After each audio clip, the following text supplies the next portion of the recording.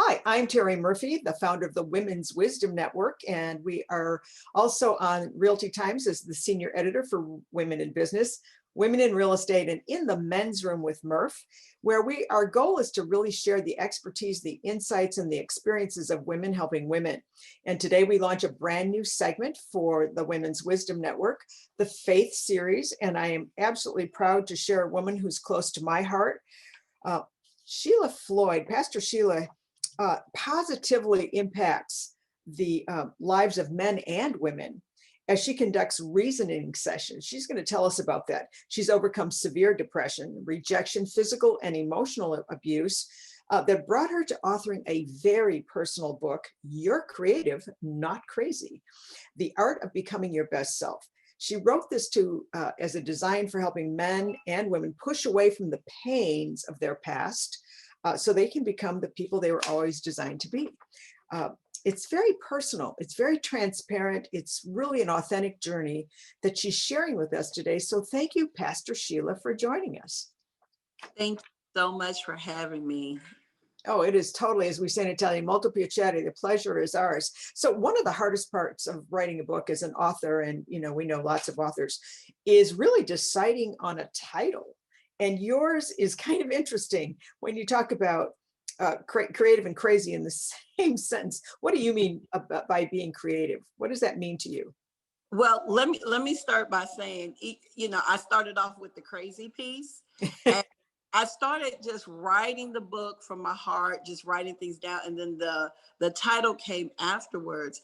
But to be creative really is what I had to engage in, really to push out those things that were in me, because when I started writing this book, it was going to be a pamphlet. And as I put that pen to paper, it opened up the creativity that's in all of us that caused me to keep writing and say, no, now I want to say this, and now I want to say this. And so to be creative really means to think and to push yourself to think a little further. What if I could do this? Now, we think all the time about what if, but we usually think about what if things go bad. But what if things are good? What if you can really press forward and see yourself doing some things that you've never done before? So creative really means to think outside the box, to think outside your normal perspective. Well, I don't know that our viewers know much about your background, but you and your husband, Pastor Ricky Floyd, as the lead pastors for the Pursuit of God Transformation Center here in Memphis, Tennessee, it didn't start off really big. I believe it started in your living room. It did. Tell us a little bit about how you were able to do the kinds of things you're doing with the Salvation Revelation Ministries, or the non-for-profits, golly, you've got so much going on. The Husband Institute. I should have sent all of my husbands there. All of them should have gone there. The Regroup Upscale Thrift Boutique, which we'll talk about in a second. There's so much going on from these humble beginnings. And somewhere, when it came upon your heart to share some of these things, that journey is very relevant and very resonant with how this book, I think, was birthed. So tell us a little bit about the beginnings. Well, you have a couple of different beginnings. You have I'm going to come out of my past beginnings. And then, of course, you have your past, which, took you through a bunch of tumultuous journeys before you got to that. And so I'm going to start really going back with my original beginning. And that was a beginning of defeat, a beginning of depression. And these were things that I suffered even before I got married. And, as a Christian, I have to say salvation is a major part of that, because getting to know the Lord, getting in his word, applying it to my life, those types of things really helped me to think past my past. And then to get to where we were, to even, we never set out to open a church or do anything like that. But when the time came for us to do that, it's like, okay, we were spirit led, literally. Now, a little bit of heart led too, which kind of, tripped us up a little bit. But when we started there, it started with vision. It started with, hey, this is what I believe I hear the Lord telling us to do, and let's lean and depend on Him to do it, and be sensitive enough to communicate one with another as well as with our Lord, and to move forward in the direction that He's having us move in. And so you know, it started off, if we were in the living room, we never, you know, thought we would, I won't say we never thought we would be where we're here, because we always dreamed big, but how we got here really makes no natural sense. And so again, just writing the vision, making it plain, moving forward, taking baby steps, trusting God along the way, and getting in agreement with one another. That really helped a lot. And thus, and we'll get into that, the School of Marriage Enhancement, that whole Husband Institute, what you're doing for young men in our city, to give them a better vision and more training and insight into relationships. It's all beautiful work. But this is about you, and you talk about the lie that people buy about being crazy.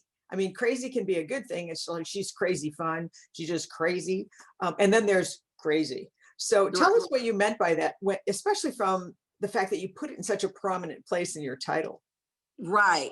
And, you know, at the beginning of my book, I apologize for using that word crazy, but I needed them to really understand this is what I really believed. I was in a crazy place, out of my mind, depression, ups and downs, things of that nature. A lot of people might say, oh, you were just bipolar or whatever the situation. No matter how you slice it, I felt like I was crazy.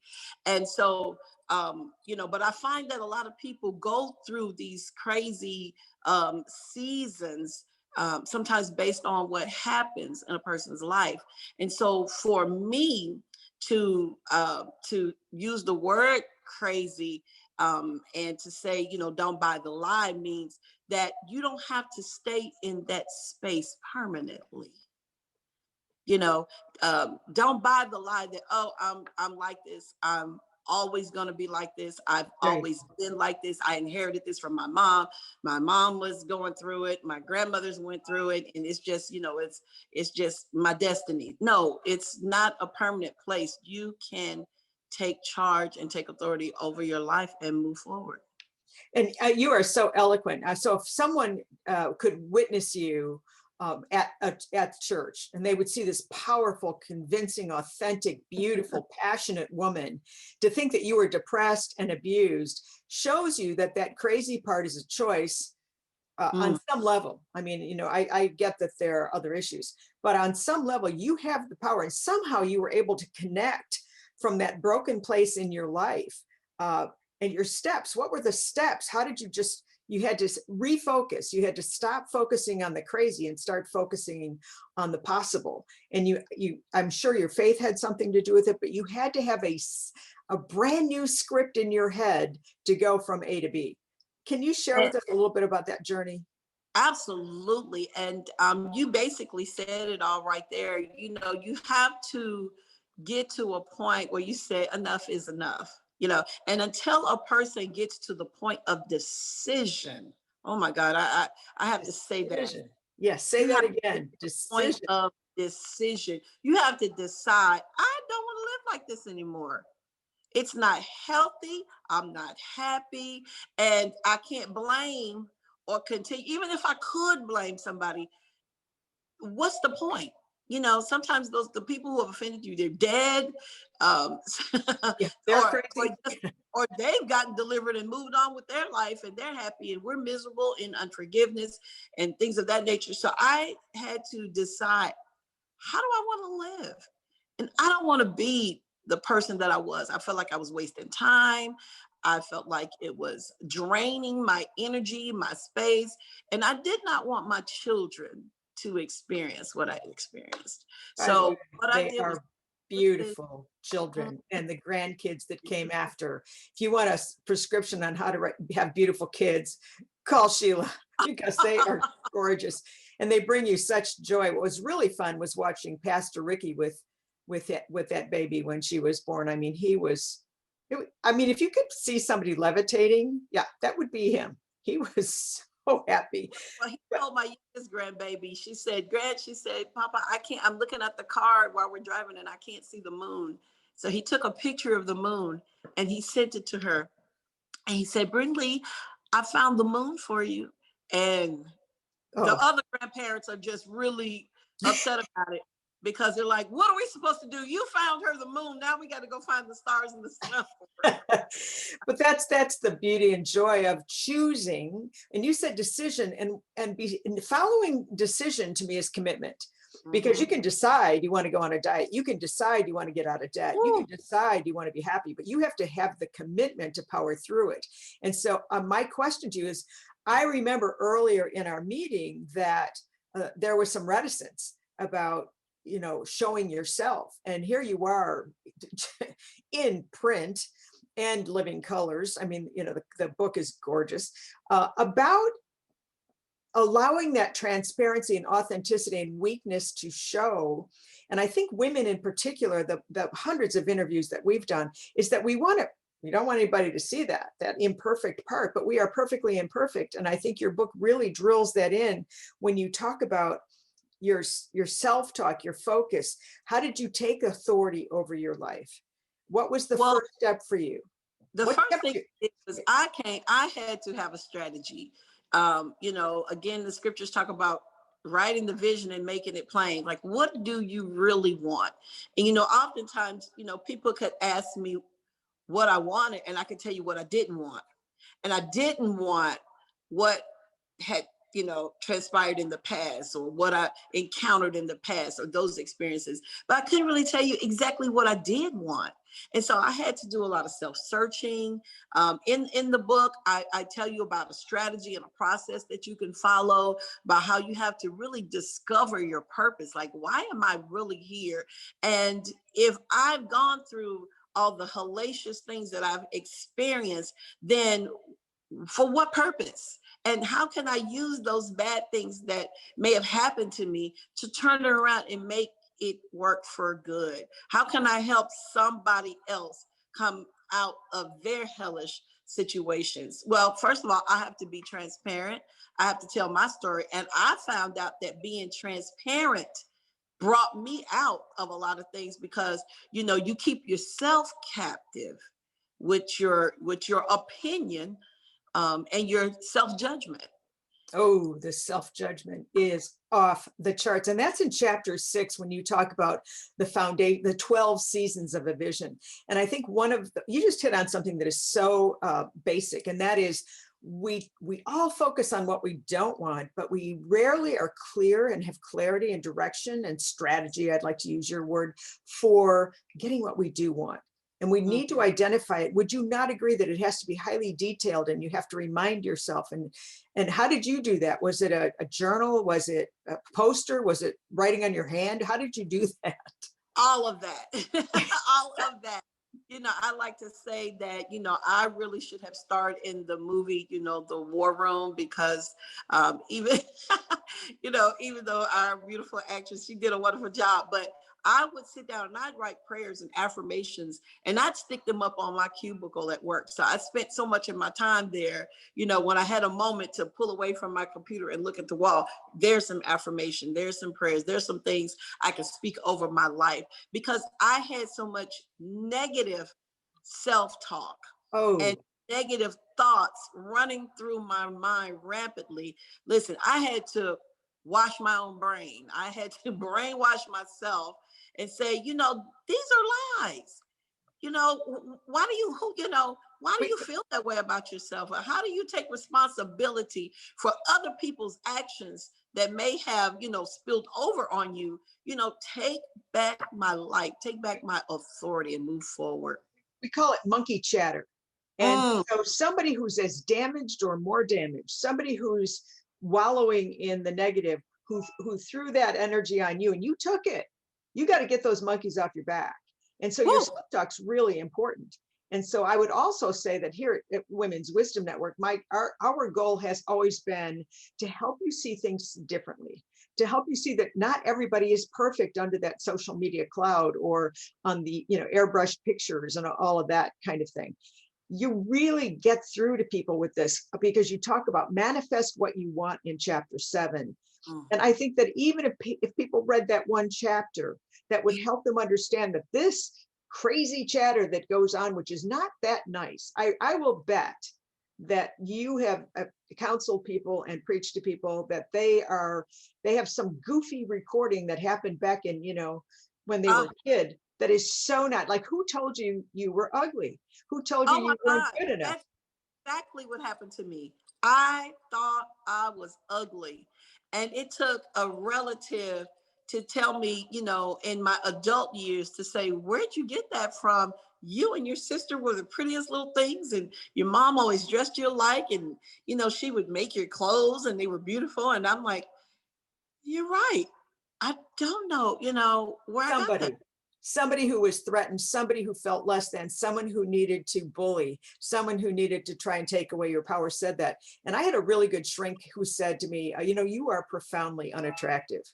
And he looked me Oh, straight in the eye, and I was like, well, I knew, I wasn't all that cute, but really, he said, to an African witch doctor. Because at the time, the beauty, the avatar for being beautiful was California blonde models. And there's never been an Italian Miss America either. So I wow. mean, so you say, well, that's in everything, that generalization. And so I really love the fact that you need to go back, and it's painful sometimes to go back to that moment where somebody said, you're not good enough, you're not smart enough, you're like so-and-so. And it's a human opinion. And humans are perfectly imperfect. So you have to, as you said, I heard you say the word forgiveness. Mm-hmm. You forgive because, forgive them, Father, they know not what they do. And by the way, don't tell Ricky I quoted the Bible because, the Catholics just dust it, right? But that to me is one of my favorite quotes, because nobody says, I want to be a bigger jerk than I was before. They don't, it's about forgiving self first, and then Yes. forgiving that person for whatever. So you talk about my testimony. Tell me what that means in chapter 7. Oh, wow. So my testimony was really for me to go back and say, girl, look at what you did. And then I took the testimony and there were techniques that I highlighted that I used to manifest those things. So these were just things that I wanted to achieve in my life: buying a house, having a happy marriage, yada yada yada.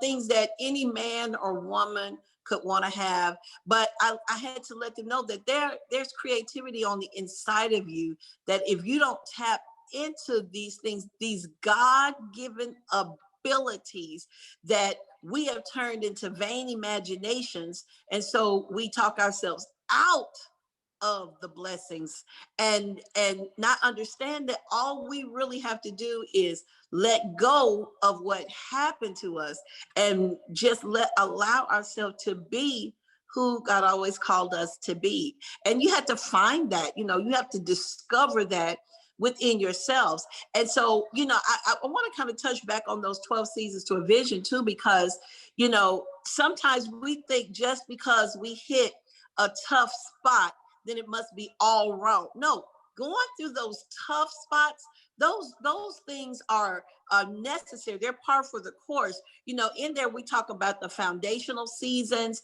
We talk about the faith season, foundational seasons, when God is showing you, hey, you're gonna have this great marriage, and I'm so excited, I'm so in love, da, da, da, da. And then you go through the faith season where it's like, well, this isn't at all what I was thinking I was gonna get. So you gotta apply your faith, and then you get to, some people have gotten almost to the brink of divorce and then have come back from divorce and have the most beautiful, wonderful marriages because they stepped over into the favor seasons. But a lot of times people give up in the faith seasons because that's where the real work is. And to think that, hey, okay, I'm going through hell right now, but I don't have to stay there. Jesus rose. I'm just going to say it like that. And so we have to rise up. When we go through these hellish situations, we can rise up and do something about our lives and say, am I going to let this make me bitter? Or am I going to let it make me better? Oh, that is a quote. Repeat that. Am I going to let this make me bitter, or am I going to let it make me better? Oh, boom. I just love that one. And even Matthew, this too shall pass. It never says in the Bible it came to stay. So you Ha! know that. I mean, I think it's like 437 times it came to pass. But it never said it stayed. And so I think your ability to keep focusing on what you do want and be clear about that, and to understand that everybody has to go through this pain, which helps, contrast is a good thing. I mean, you couldn't have written this book had you not gone through that journey. And I'm not saying that that was a good thing, but it brought us to you today. I mean, it brought us to this moment in time where we are broadcasting to thousands of people this message of triumph over tragedy, this victor over victim. And I just think that that is such a gift that comes only from Pastor Sheila Floyd, only from Oh, you, because it is your walk, it is your vision, it is your vortex of life. Because somebody who's never been where you've been, Memphis, Tennessee, never been in a situation with emotional and physical abuse, never been misdiagnosed with being ugly. Okay, that has to speak to other women in a way that is so authentic and transparent. They have to get your book, You're Creative, Not Crazy, Being Your Best Self. What as we wind this up, because we could talk for hours, and I think we will, by the way, because I think we need a regular segment monthly on just to help reboot. I'll use a computer word, to reboot ourselves, because we do get caught in the fray of everyday living and issues and challenges, especially in today. But if you were hoping, to someone out there who has never met you, has never been to the Pursuit of God Church, which is, by the way, is fabulous. I take 12 pages of notes when I'm there, and I refer to them all the time because it gives me a new contrast, a new way to look at things. If you were going to expect someone to take something away from this book, just kind of a concept, Sheila, what would it be? wow. I would expect you to take away the concept that I or you can be in charge over your life. You can take control over your life, over the situations, over the circumstances, but you have to do it intentionally. You have to apply yourself. Intentional was the word. Mhm. Focus, intentional, stop the monkey chatter, hang with people that support you. That's what Women's Wisdom Network is all about. Women helping women. It is a no mean girl zone, because we have to lift each other. And I'm not saying, gender specific, because we have in the men's room, which I'm hoping Pastor Ricky will join us for, and our power couple segment. And we love posting that kind of good, positive reinforcement on our Women's Wisdom Network Facebook community group. And so I'm going to take some of this particular interview with you and make sure that I share it, because don't you believe that at this moment in time, more than ever, we need to be reminded of the gratitude for whether it was a bad situation, which brings you to now, what you've got to be grateful for going forward. And you have so much. You're a wife, a mother, you're one of the most attractive grandmothers, an executive leader. Now you're an author and a marriage counselor. It's important that we understand there's resources out there, but again, you said you have to open your mind to find them. Mhm. And Mhm. talk just before we And go ahead. no, you have. Well, I didn't want to miss the School of Marriage Enhancement, because that actually drew national attention to the Trinity Broadcast Network. So, I mean, from a humble beginning, as all beginnings, I mean, they're not exactly perfect all the time. You were able to go from a simple partnership with your husband to building a church to creating volumes of positive impact on a community, even on a national level. So, I mean, it's a pretty amazing thing. Tell us a little bit about the School of Marriage Enhancement and what you're doing there. Okay, well, the School of Marriage Enhancement, the acronym SUM, we say, don't get married, separated, or divorced before you come and get you some School of Marriage Enhancement. And that was birthed out of pain. Uh, we'd like to tell people that the first 7 years of our lives, our married lives, was just hell. I mean, we got married to one another thinking that we were in love, and we discovered it was really lust. And once the Well, if you know Ricky, you can understand that because he's adorable. Okay. oh, God bless you. And so, we had made these vows earlier in our marriage. We said, divorce was not an option. Neither he nor I had come from, um, you know, homes where marriage was modeled pretty well. And so we decided, we knew what we didn't want. So we said divorce was not an option. And there came a time where we decided, after about 7 years of hell, we were like, well, we're not going to leave each other. So, we might as well do something about it. And so we decided, well, being, miserable in marriage is no longer an option. And in order for that to happen, we had to come up with a strategy. We ended up, going out and buying books and CDs and tapes and, going to conferences and everything that we could, attach ourselves to that promoted happy marriage and family. We connected with that. And so that's kind of how it was birthed. It was like, okay, let's get what we're learning out here and bring it to somebody else. And it's amazing. The Bible talks about the word of God being a two-edged sword. As we were giving it to people, it was healing us. And it was just this process. So we're like, oh my God, and we're studying. We're like, oh my goodness, this is some good stuff. And so here we are, we're giving it to them and it's healing us, and we're giving more and it's healing us. And so it really became, I would say, almost a sneaky way of getting counseling, so to speak, because we didn't really know marriage counselors. The few people that we did speak to, their problems were as bad as ours. And so as we were studying and sharing, we were healing. And so we started this probably in like 2004. And, at one point we were doing it on a monthly basis at our church. It's very open setting. A lot of times husbands wouldn't want to come to marriage counseling. So we would require couples to come to this. Now it's open to married people and to single people, but we require the couples to come sit in this because, my husband's very comical and I have my comical side as well. So here we tell all of our problems, tell our issues openly, laugh at them, and tell them what they can do to fix theirs. So it kind of, lightened the room. People were laughing at our problems. We're laughing at our problems. And it opened it up where they would say, I believe I can go and talk to them. And so we would do that monthly at our church. And then we started taking it and doing it in other cities. And that brings me to the point, by the way, about the comicalness of Ricky D. Floyd.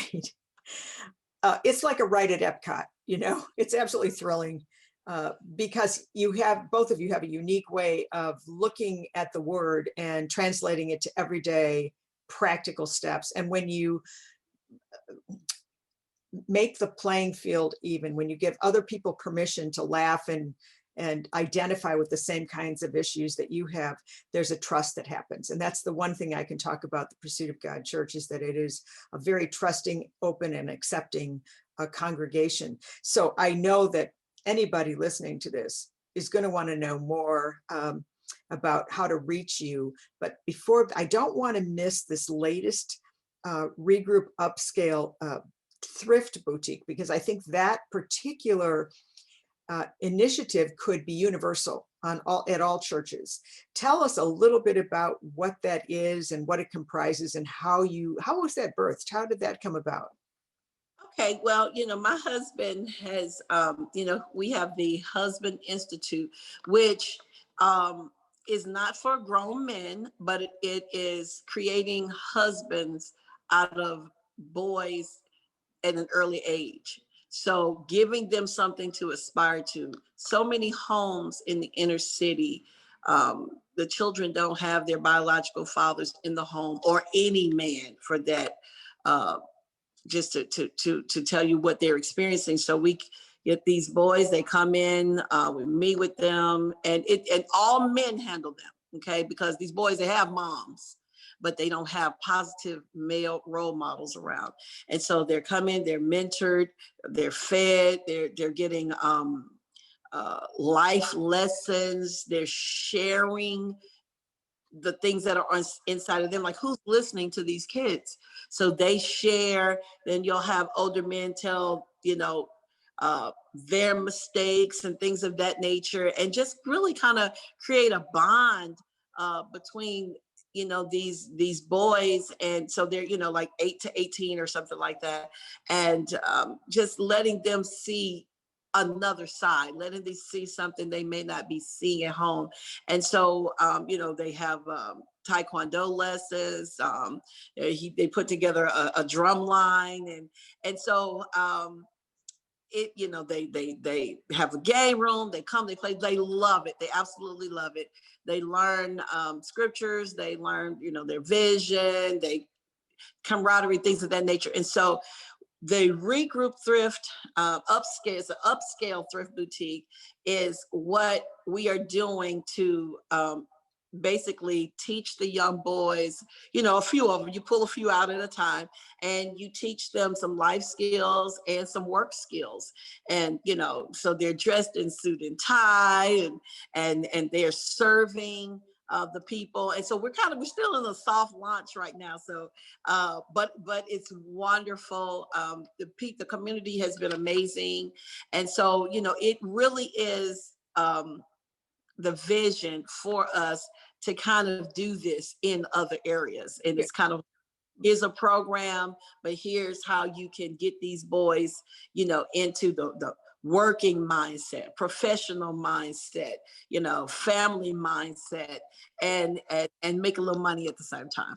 Well, and the boutique, which they get to learn retail skills as well, customer service. That's one thing about the Pursuit of God, is always looked at the holistic piece, not just the faith-based. I mean, because you still have to function outside of faith, and it has to be applied. What's true at home is true at church, is true at work.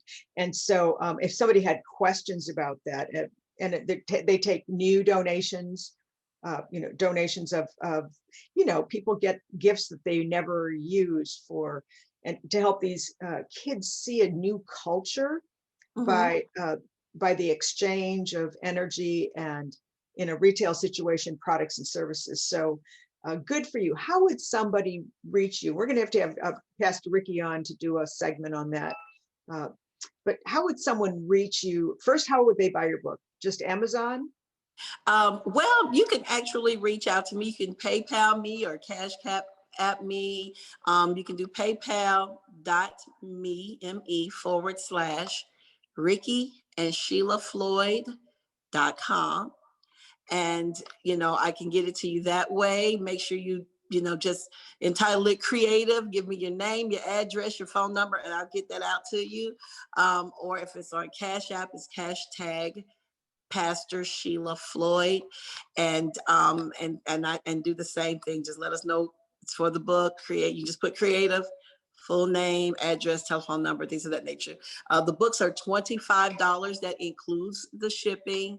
And, I would love to autograph it if you say. I was just going to say, and you get it autographed and touched by you, and that's all good. And Sheila, give us the URL for the Pursuit of God Church as well, because you have so many programs, you have so many outreach things. You have telecasts.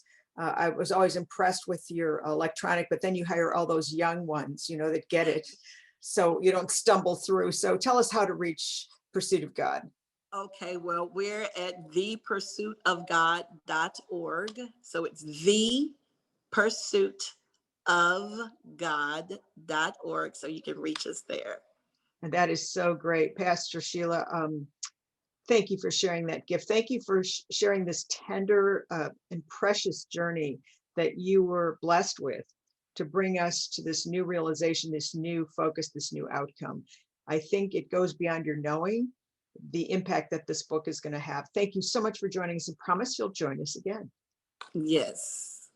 I'm Terry Murphy for the Women's Wisdom Network. Another great segment with Pastor Sheila Floyd for our first Faith in Women. And I hope you'll join us again next time for another segment. Thanks for joining us.